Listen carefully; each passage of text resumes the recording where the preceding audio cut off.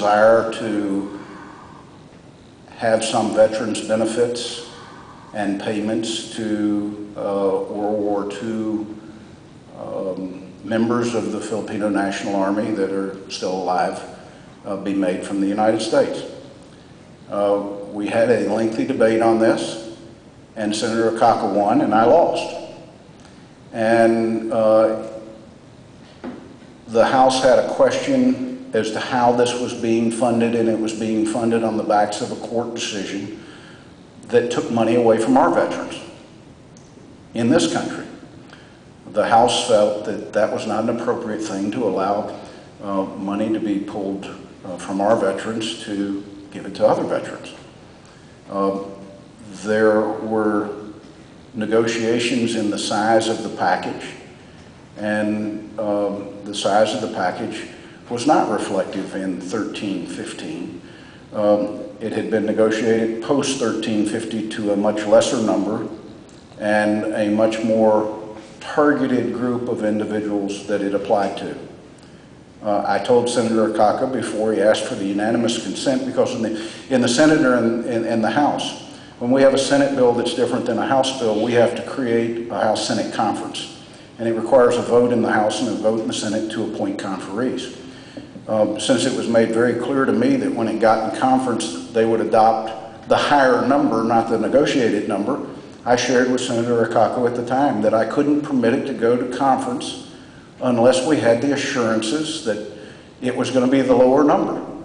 And Senator Akaka could not make me that promise.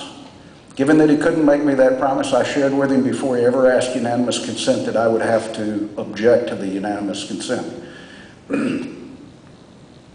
It's difficult for some to believe that